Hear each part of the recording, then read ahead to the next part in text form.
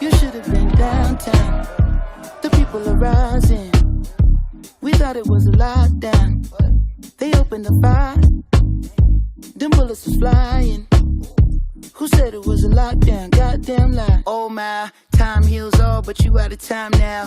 Judge gotta watch us from the clock tower. Little tear gas cleared the whole place out. I'll be back with the hazmat for the next round. We was trying to protest and the fires broke out. Look out for the secret agents, they be planted in the crowd. Said it's civil unrest, but you sleep so sound like you don't hear the screams when we catching beat down. Staying quiet when they killing niggas, but you speak loud when we ride. Got opinions coming from a place of privilege. Sicker than the COVID, how they did them on the ground. Speaking of the COVID, is it still going around? Won't you tell me about the looting? What's that really all about? Cause they throw away black lives like paper towels plus unemployment rate. What, 40 million now? Killed a man in broad day, might never see a trial. We just wanna break chains like slaves in the south. Started in the north end, but we in the downtown. Riot cops tried to block, now we got a showdown. Down.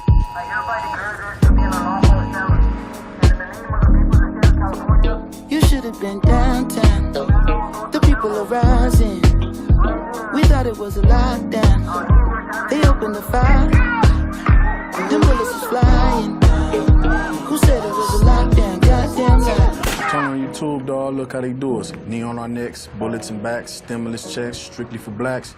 History repeating, people scared to eat a chicken. Everybody going vegan, what they put in it. Look at the world we living in, they got a shook in it. You going, you jogged, and your color might get you took in it. The man in the mirror can't look away, you gotta look at it. Black lives matter, so what it means when they shoot at it. Generation genocide, what happened to Enterprise? Hurt the man infiltrated, Black Panther re-energized, ain't nothing to figure out. They trying to kill us out. If I take a nail, see my fist, I'm a killer now. Just think, bullshit, you gotta filter out. Are you really ready for the smoke like a Swisher House? Ready for the revolution? Who ready to ride? It won't be televised, so tell me who ready to die. If downtown going up, where we at with the shits? We at the liquor store, nigga, about to get us a fifth. No, they about to start looting, grab the gloves and masks. Watch out for them tanks when they rolling past, shit.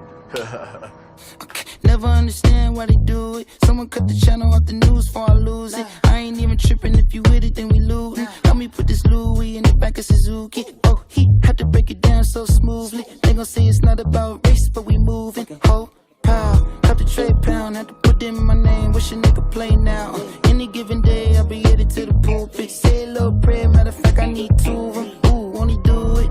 Won't he do it? Ooh, this ain't 92, so we in the new rules. Niggas got hips, so we don't lose the projects. About to hit Rodale with my little cousin Marcus. Someone threw a whole brick in the Neiman Marcus. Help me put the whole mannequin in the charger. You should have been downtown. The people are rising.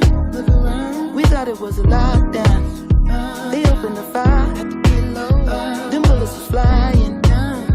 Who said it was a lockdown? Goddamn lie. Ooh-wee. Lockdown, we ain't gotta stop. Cause they tell us to downtown, where I got popped with the rubber bullet tray down. Got it in my name now. I'ma shoot it. Lockdown, we ain't gotta stop. Cause they tell us to in downtown.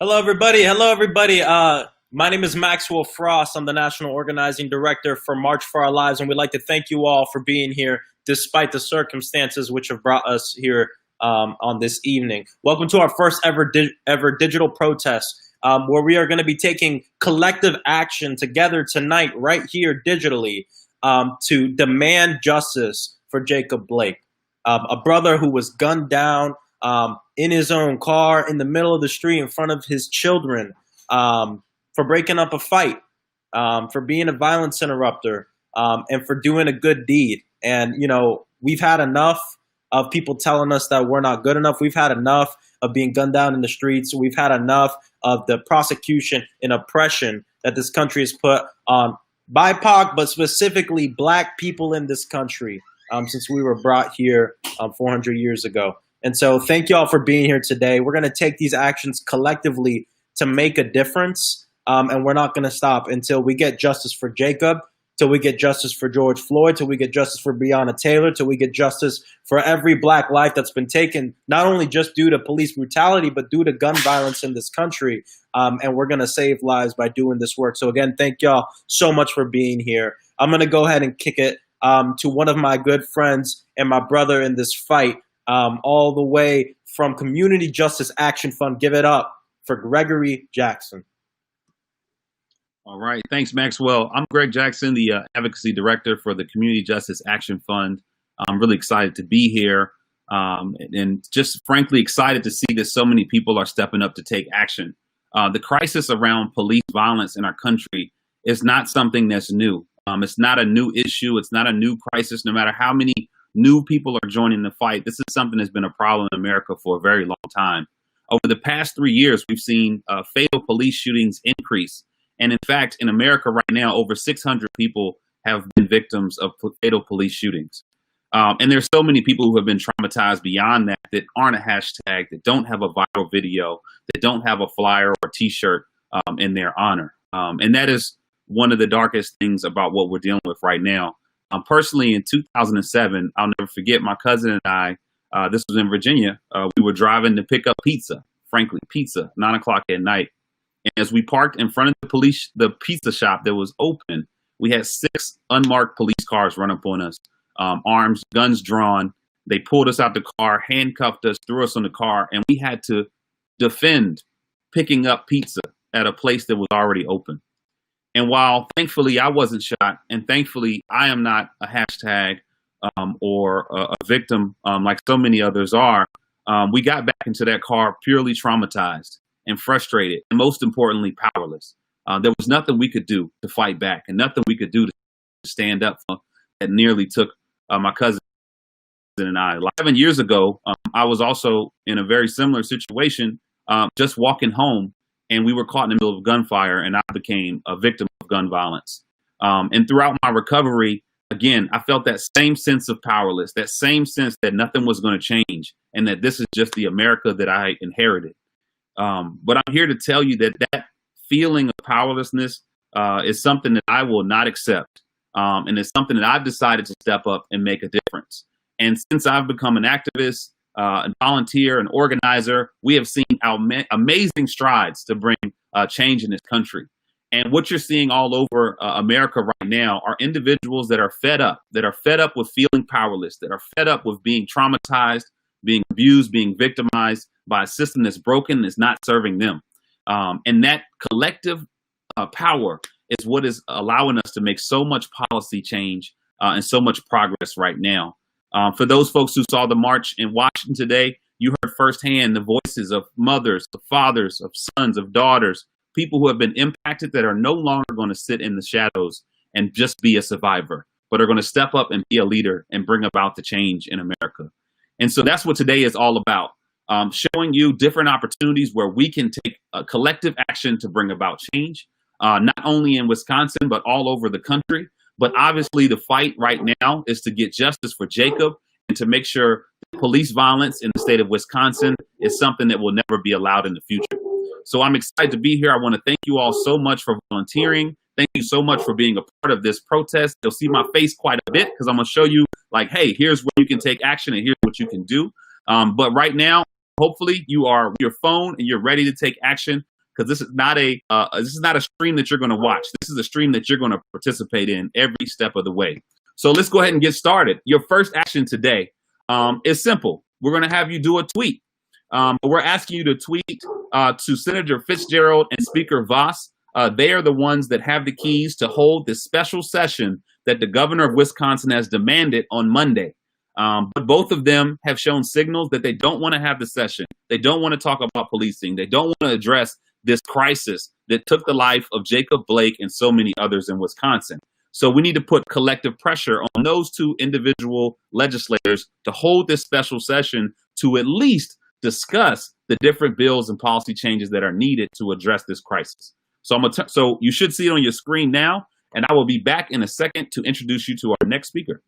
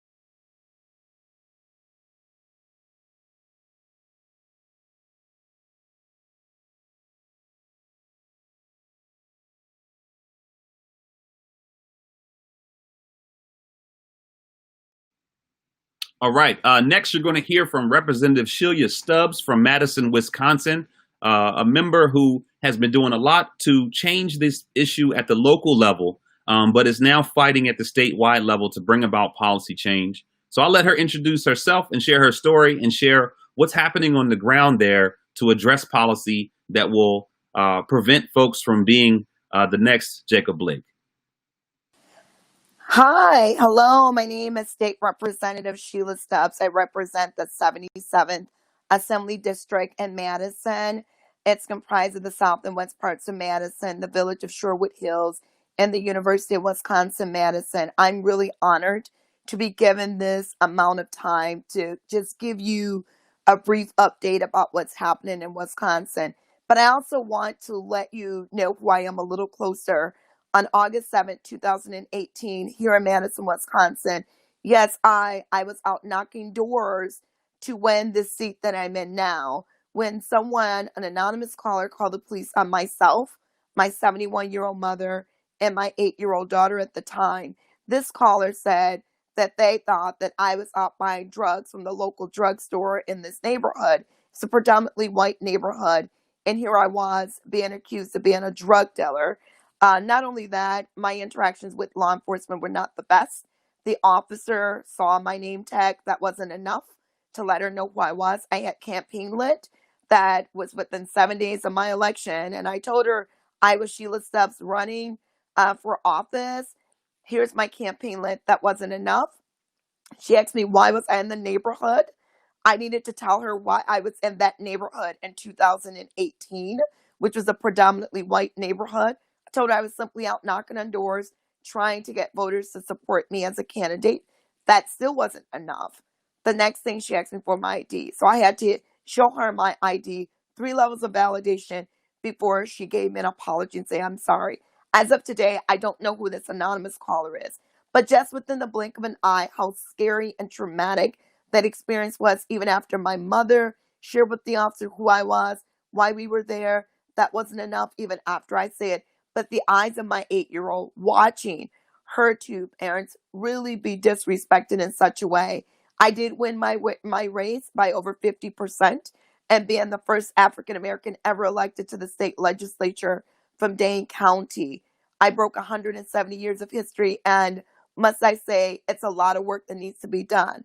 But let's get to the point of Wisconsin. We, right now, I see us as the center of civil rights. That's what's happening right now with the unfortunate situation of Jacob Blake. Kenosha is about 3 hours from my home. And in Madison, we felt that all the way in Madison. I've been out with the protest groups, peacefully protesting. As many of you know, it's not the peaceful protesters, it's the agitators that come into those groups and destroy. So there's been breaking of windows, trash cans been set on fire, that kind of destruction right across the street from the state capitol. A lot of the buildings are boarded up. Even in the state capitol, my office on the first floor has been boarded up because they don't know what's going to happen or to protect the historic buildings. Let me be very clear what the state has asked for. Governor Evers and Lieutenant Governor Barnes have worked very closely with the Wisconsin Black Legislative Caucus, and we've been very specific on what we're looking for. We are looking for bills that reform the criminal justice system. Myself, with my situation of profiling, I have a profile bill out there. We are prohibiting chokeholds, the no-knock warrants. Those are bills that we're asking. There are 9 bills that we are very targeted about what we feel as the leaders of the African American community across the state, what we feel are the necessary steps for reforms. And what I need your help doing is calling leadership, asking leadership for these meetings. We don't want a gavelled in, gavelled out. On the Senate side, it appears that Senator Fitzgerald is going to hold some kind of hearing for the senators. On the Assembly side, with Speaker Voss, I don't know what we're going to do. So I assume it's a gavel in, gavel out. But we need to be able to debate these bills. These bills need to become law. I need all of my colleagues back in the state capitol. To me, it's an urgency. It's a crisis. And we demand that Black lives matter. So I need you to help me. So on Monday, we're going to have a press conference, the Democrats, to talk about the importance of these bills. But what I want to be clear about is this. We don't want a watered down version of bills. We want what we feel are best to move forward in our communities. Thank you so much for giving me your undivided attention.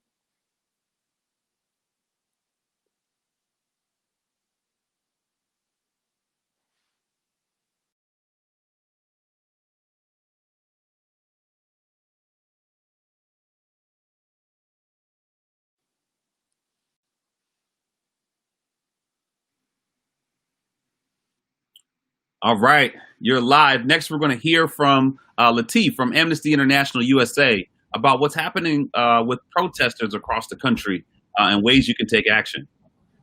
Awesome. Thank you so much. Thank you so much. Hey, everybody, this is Latif. I am a field organizer here with Amnesty International. I've been with them for about 3 years now. And, it's a sad occasion that we're here, but I'm happy to see the number of folks that have tuned in on a Friday evening. So great to have everybody here. And thank you so much for having me.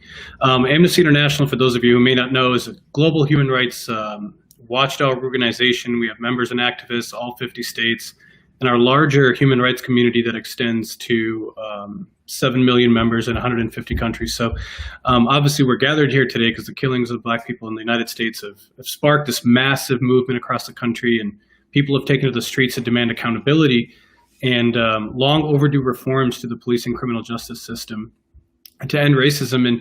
And part of what we do is put out data and sort of document the historical patterns of discrimination by law enforcement and sort of include the unjustified stop searches, racial profiling, excessive use of force. And that last bit is actually what this newest research document, of which you're going to see a trailer in a few seconds here, of how law enforcement has responded to the protests and the use of deadly and excessive force in a shocking amounts of it. This just shows a disturbing lack of progress over the last 5 years in ensuring that the police officers only use deadly force when there's an imminent risk of serious injury to themselves or others. So in this document, Amnesty International USA recorded 125 separate incidents of police violence against protesters in 40 states and DC just between May 26th and June 5th.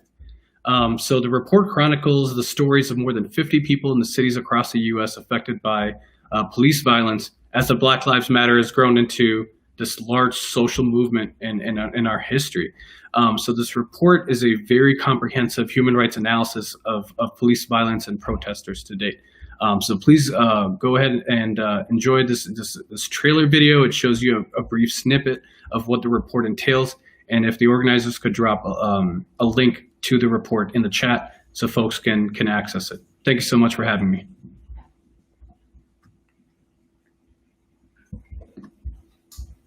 Hello, my name is Aubrey.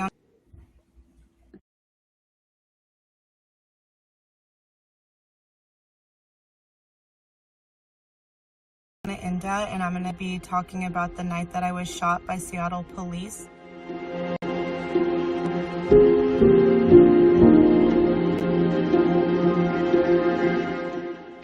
So we are a small minority of the student population at our medical school, right? And as people of color, we felt a responsibility to help the community right now. I was illegal observing on the bridge to Trump Tower. And I had my hands up in the air, and right when I was about to get on my knees, they stopped, warning us that they were going to attack and use weapons against us. There were tons and tons of people behind us. We're on a bridge, there's water on both sides of us, and then there's hundreds of riot cops in front of us. And then when people didn't move, because they couldn't, the police just started swinging their batons indiscriminately at people. Then the police show up, and the degree of just how severe people were being injured escalated within a matter of minutes. I was shot with some sort of grenade to my chest that caused me to fall backwards and get whiplash, and I just don't remember anything after that.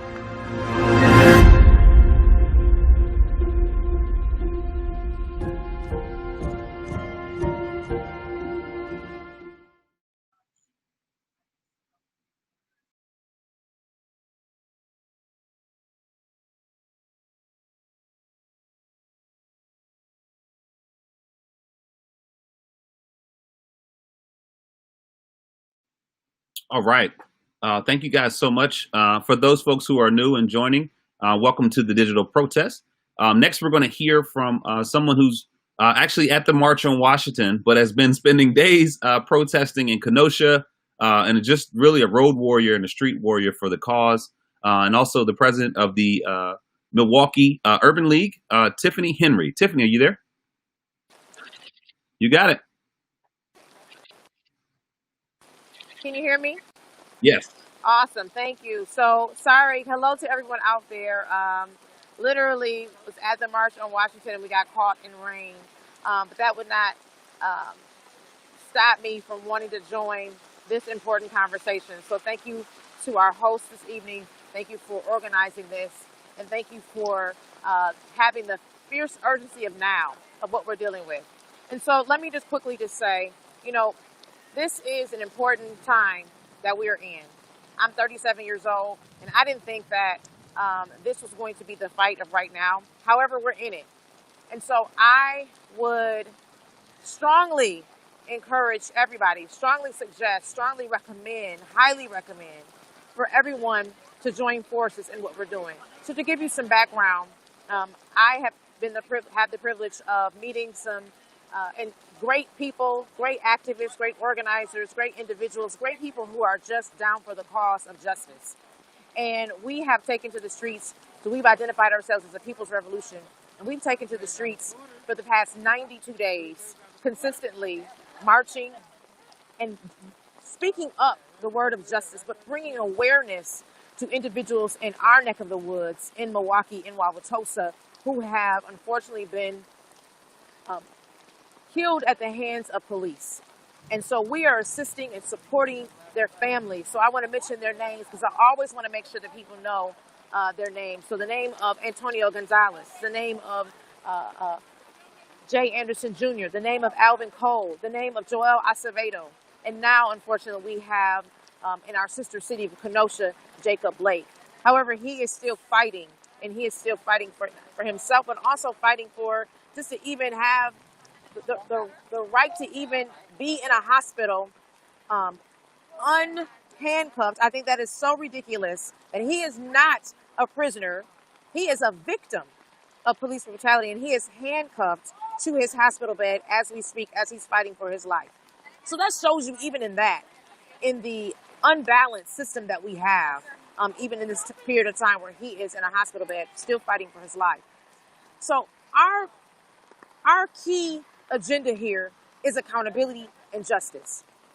That means that we need to seek accountability on behalf of these families, on behalf of these victims, and getting these officers fired, getting these officers prosecuted, and making sure that they see the same type of punishment and consequence as you and I would see if we committed the same crime.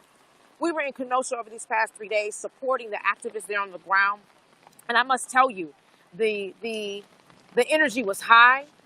The engagement between protesters and law enforcement was very high.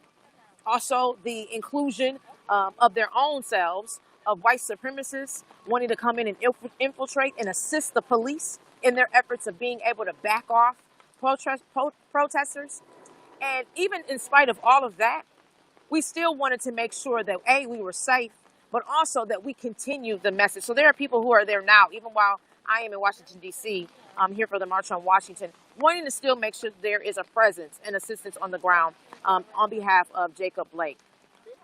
As we move forward, I think it is key that the governor has decided that he was going to make a public statement and making the request for our state legislators to get some fire behind them, to take this matter seriously, because the people have already ordained it to be. And so we know that the people push the agenda. The agenda now has to be in front of state legislators, and they have to now take this with fierce urgency. If they don't, we see the side that they're on. If they don't, This means that there's no accountability. If they don't, that means that they are saying to law enforcement that you have the power to A, profile, attack, kill, and do all of these things to Black individuals. If they do that, that's saying to the entire state of Wisconsin, but that's saying to Black people in the state of Wisconsin, that's saying to Black people in Kenosha, that's saying to Black people in Milwaukee, that's saying to Black people in Wauwatosa that we don't matter. And so I can't sit by the wayside as a Black woman. That's what I am first and foremost before any title that I ever hold in my life. I am a Black woman. And so I can't sit down idle and allow that to happen.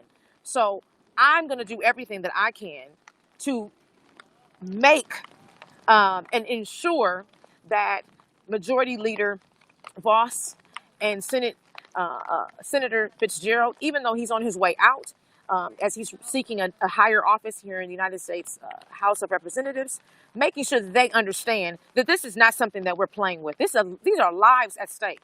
These are people at stake. These are families at stake. And so they have to take it seriously, even more seriously than we do, because we have to hold their feet to the fire and let them know that this cannot continue to happen. It won't continue to happen because the people won't allow it to continue to happen. You cannot continue to hold individuals responsible for something when you have people who have taken an oath to protect and serve, and they're never held accountable for their actions. And so, of course, the actions that you see on the ground are going to continue to happen until change occurs or unless we vote you out. And so if they don't want that, if they don't want this continued uprising, if they don't want this continued call and action of demand, then I would say to them, it will behoove you to do your job. It will behoove you to do your job. Or not, we're going to cancel you from doing your job. So anybody that's watching and hearing this, take this seriously, do your part, tweet, share this on Facebook, Instagram, whatever you need to do. Get the word out. Put the pressure, apply the pressure. We all know elected officials don't do anything until there's some noise or until money is at stake. And so we need to continue putting the pressure on these individuals and letting them know that Black lives continue to matter. They always matter. And nothing will stop us from doing that. So again, I appreciate the opportunity. Just for background, I am the president of the Milwaukee Urban League Young Professionals, and our role is to advocate and assist as a volunteer organization on behalf of the Milwaukee Urban League, who assists every day trying to help marginalized individuals, communities, underserved individuals with seeking employment and being able to have a sense of thriving in this life. My professional job, I work for United States Senator Tammy Baldwin as her Milwaukee director.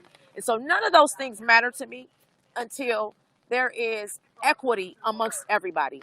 And so it puts me at a more demand to stand up because of the influence that I have, because of the network and the connections, and just being out and making sure that Black lives matter and that we are uplifted.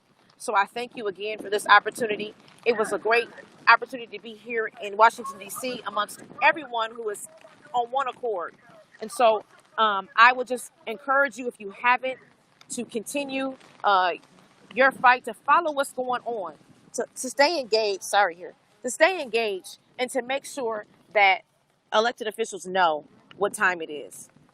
Peace and love. Powerful, powerful words from Tiffany Henry. Thank you again so much for the work that you're doing in Wisconsin and all the way in D.C. I'm sure you'll be back on the ground in Wisconsin soon. We talked a little bit about we're going to come back to specifically what we can do around making sure that this special hearing session happens. But we also need to hold our governor accountable in Wisconsin. We already have seen that the National Guard was called in, and that the use of tear gas and other items against protesters is in its own right an injustice. So our next push is for folks to tweet the governor about the use of tear gas specifically and militarized police to address protesters.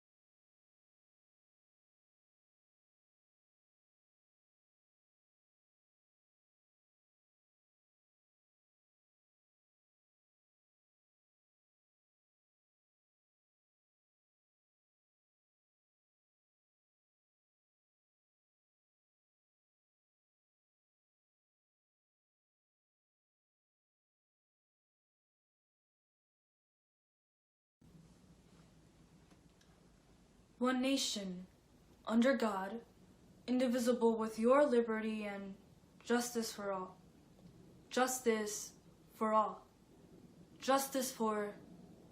To be a black girl in America is to arrive with the blood of our black brothers slaughtered on our hands, laying down another, still begging for our lives to matter. They'll say, okay, but what did the suspect do? You know, you shouldn't ask that question if that person doesn't look like you. And to be a black girl in America is to hold cookouts in Oakland, stand by a corner store in Brooklyn, mind our own business at Starbucks, and find the joy of living here, even though we're still mad about what happened to Trayvon, Antoine, Eric, Ahmaud, Gregory. The list goes on. We keep seeing black men serving time for crimes they don't commit. They sit in cells, their lives they can't persist, resist the fist. But now who's got the pistol? One blood, one shot, black body like a crystal. How do you say world peace when you're tearing us to pieces? I said, how do you say world peace when you're tearing us to pieces? I don't understand how we're supposed to raise our boys to be 6 feet tall when they're dragging them down 6 feet under the moment Big Brother leaves the house. We hold our hearts in our hands, and the moment he comes back, we heave a sigh of relief. America, is that what you've wanted? Because my brothers and sisters are lying dead on the streets when we're victim laid off their feet. How am I supposed to explain the pain about this country of the inhumane when you won't lend an ear to hear my fear towards the life of my people? Then what is your idea of justice? Powerful words from Raquel Perry. Thank you so much. We're going to turn it to Jamaal Smith, who works in the Office of Violence Prevention in Milwaukee, Wisconsin, to talk a little bit more about the crisis of gun violence and what the community is really demanding to address violence beyond the policing to keep arriving. So turn it over to Jamaal. Peace, Greg. I appreciate the opportunity to come on. This is definitely such an honor to be a part of this very powerful conversation. Again, Jamaal Smith from the Office of Violence Prevention here in the City of Milwaukee Health Department. I really just want to start off by saying, first off, to what Tiffany was saying about Jacob Blake. Jacob Blake has now been released from the cuffs within his hospital bed. The reason why he was cuffed is because the reason that they gave us was because of the fact that he had felony warrants. Well, now he has been uncuffed because those felony warrants have been vacated. So again, we have to get to the conversation of wondering, well, how are we really looking at this justice system and the manners in which black men and black women and black children are being treated on a regular basis when we realize that we're already being guilty before proven innocent, right? So in the conversation around gun violence here in the city of Milwaukee, our focus within the Office of Violence Prevention is not just looking at it from an interpersonal or communal violence aspect, because, you know, that's how we always look at that. And we know that the numbers have increased within the city of Milwaukee, especially given the impact of COVID-19. To date, the homicides within the city of Milwaukee are at 115, which are 54 more than 2019, but many of them have been contributed to domestic violence cases that have happened through the impact of COVID within our city.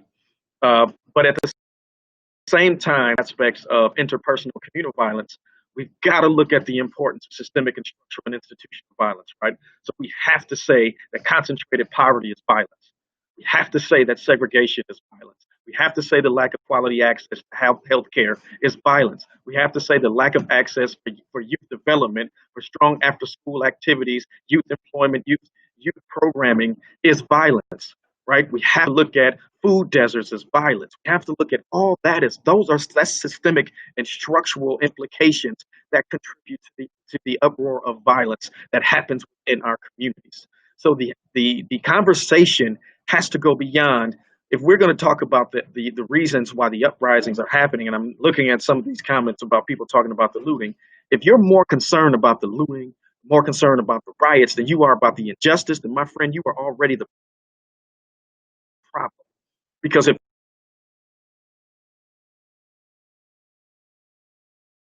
want to get rid of the protest, nobody wants to see that. But at the same time, we demand to see justice. Truth moves at the speed of justice. So if we're moving in truth, then we know that is that justice. So when we have conversations, we have to understand, we can just look at the history of riots, right? We look at Watts, we can look at Detroit, We can look at Chicago. We can look at right here in Milwaukee during the 60s and 70s.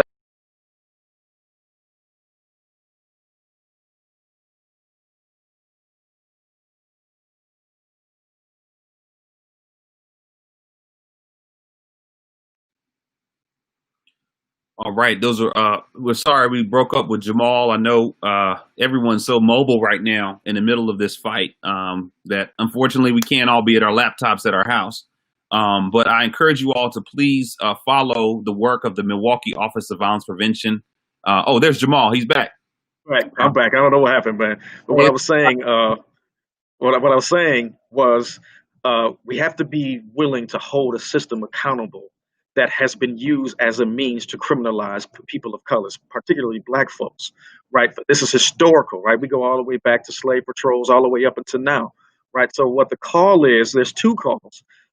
In addition to the $25 billion investment in the communities at the state level, there has been a call from a local group here, Liberate MKE, that is demanding a $75 million divestment from the Milwaukee Police Department budget to be invested into community infrastructure, right?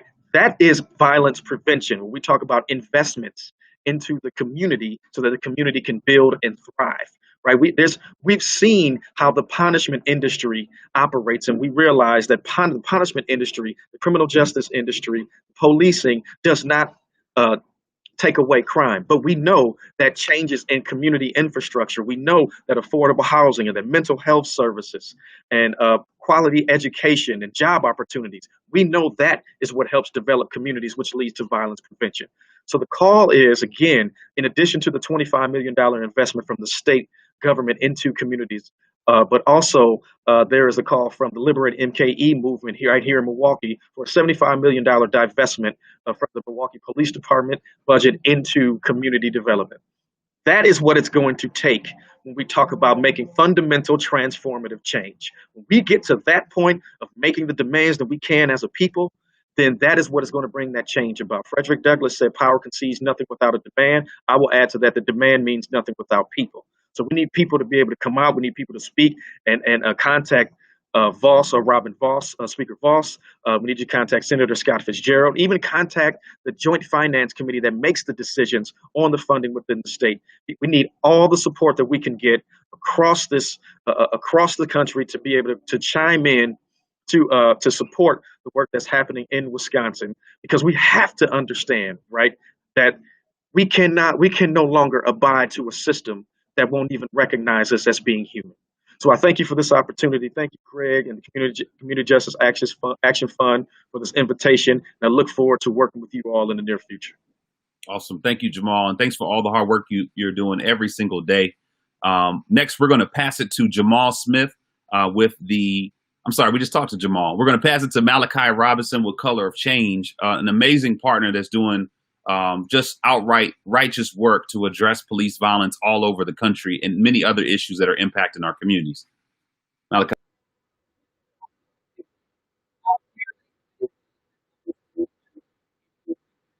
Criminal justice team at Color of Change.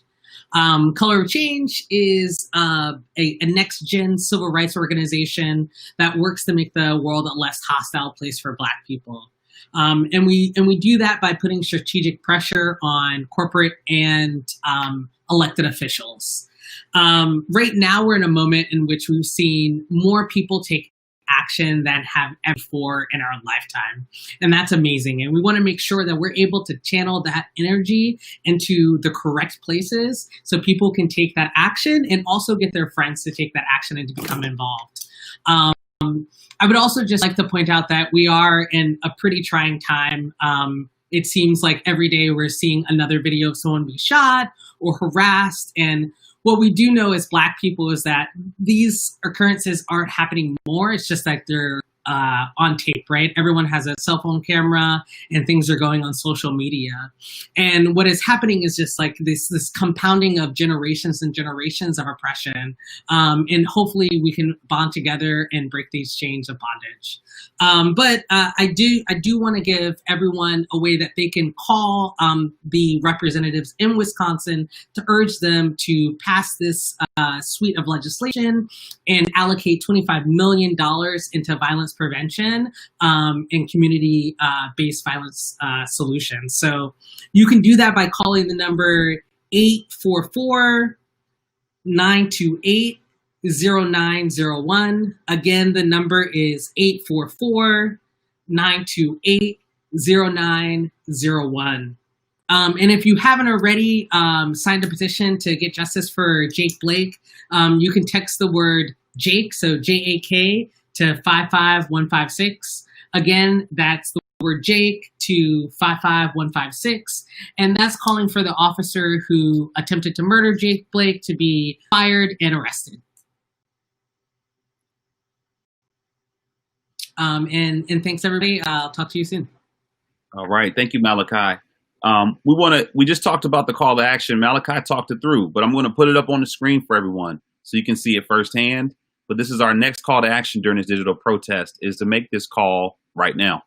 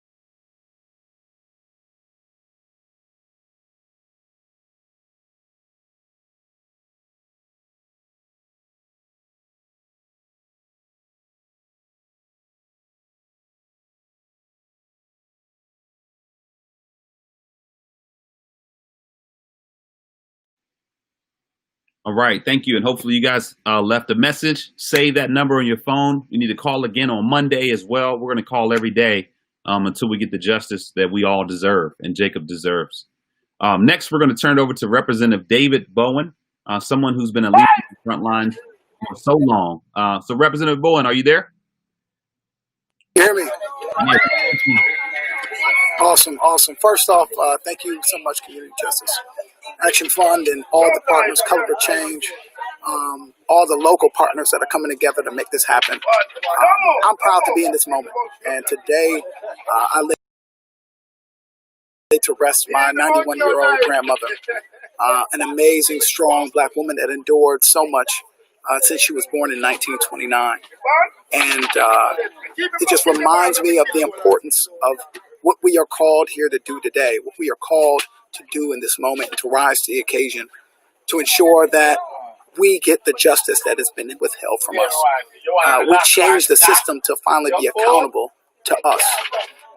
We have communities, we have families that are relying on it, and I'm just proud that I get a chance to be in this moment to fight with you and to protect our right to protest, our right to change this system. So you hear my loud family in the back because it is a time of celebration.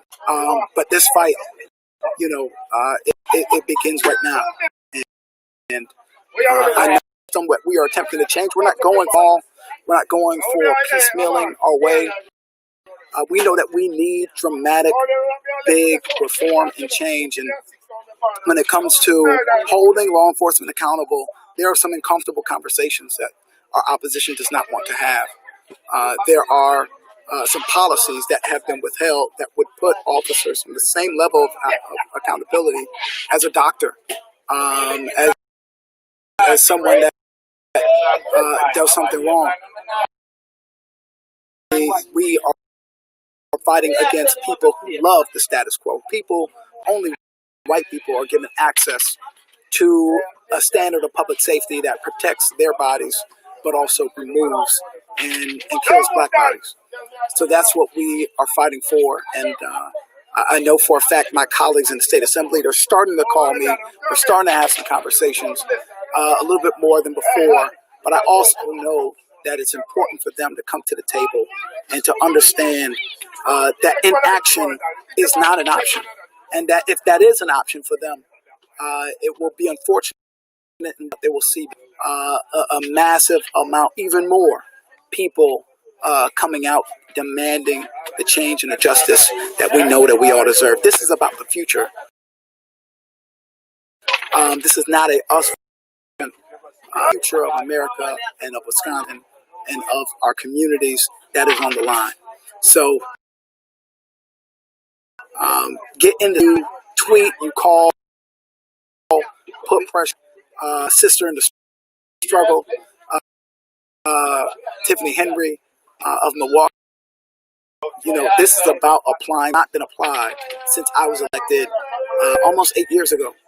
And we have an obligation to do that right now.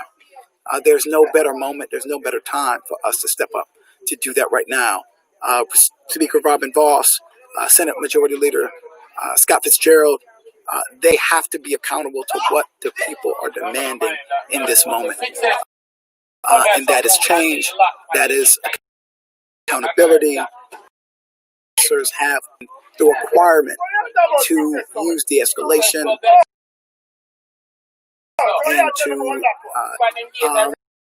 as a first resort, that is of investing in us, investing in communities so that they have the resources to. We can't get there with small contributions to really go big on this one, and we know that this is, you know, the conversation of defunding thing from Jacob Blake that day was a part of the public safety apparatus and of protecting his community, and that's exactly what he did. The officers that showed up that day that fired 7 shots in his back,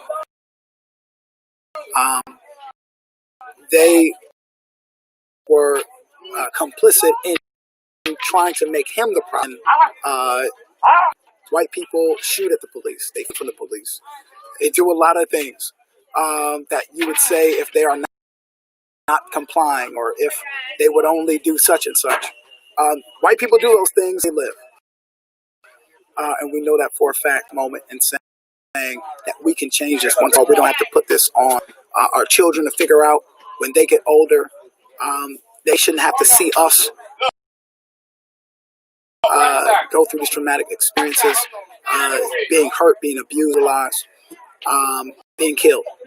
And the moment, as I think about the last day of Kenosha, fighting with my brothers and sisters in the struggle, protesting, we literally had around the city targeting protesters because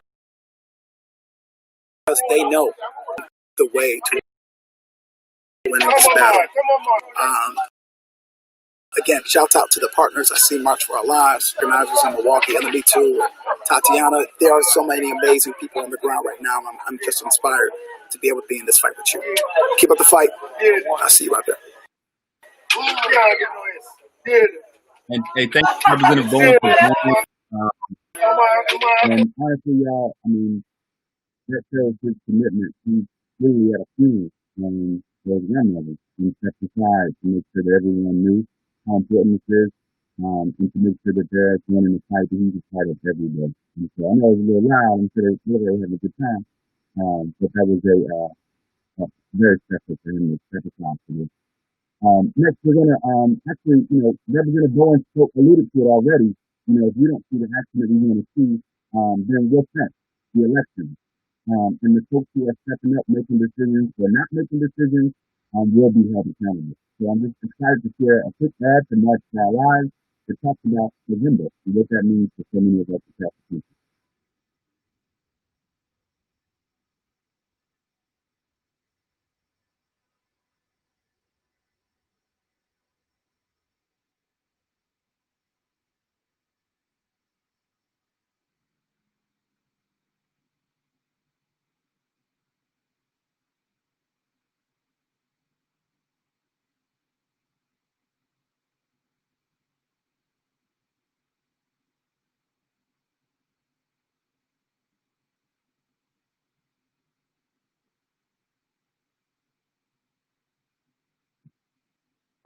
All right, we're having a little tech issues here in the home stretch.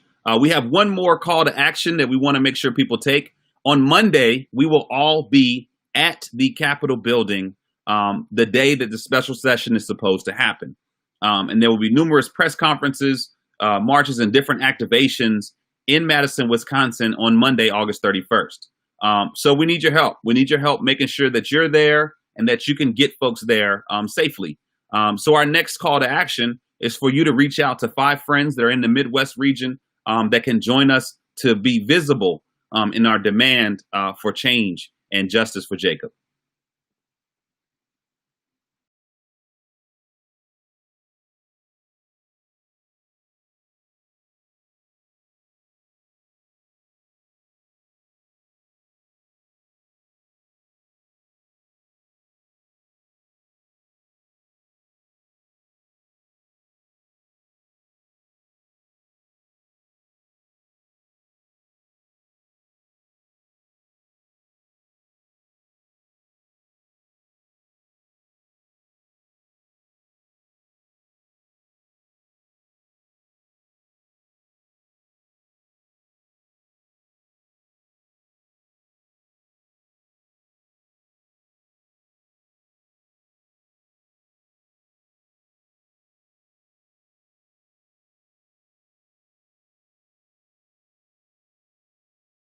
Governor confirming that coronavirus has arrived here. When we were stuck inside, we wondered, would we face the plague of gun violence again? Will we fear gathering in our schools and our churches again? Will we be shot for the color of our skin again? But a fight for justice forced us out to fill the empty streets. Black Americans are still being killed for being black in America. The pandemic hitting Black, Indigenous, and people of color disproportionately has only worsened the epidemic of gun violence in those same communities. Because it's clear the fight for racial justice is still on, and we won't live without it. In Colorado, he stood against hatred, but in Wisconsin, he carried a Confederate flag. In Arizona, she stood for her patients, but in Michigan, she carried a swastika. They bought guns in record numbers, but we took it to the streets. So when we leave our homes this time, will the people carrying weapons of war and banners of hatred decide our future again? Or will we stand up and demonstrate our power? Our power means we demand all gun sales will be licensed. Our power means we demand weapons of war be banned for good. Our power means lawmakers must listen. Our power means we refuse to watch black people be murdered in the streets. Our power means we refuse to fear for our lives. We refuse to live without justice. It's our power, and we will use it. Awesome. Thank you so much, everyone, for joining us. We're hitting the hour mark almost exactly. We gave you the actions to take now, but there's so much more you can do over the next 2.5 days.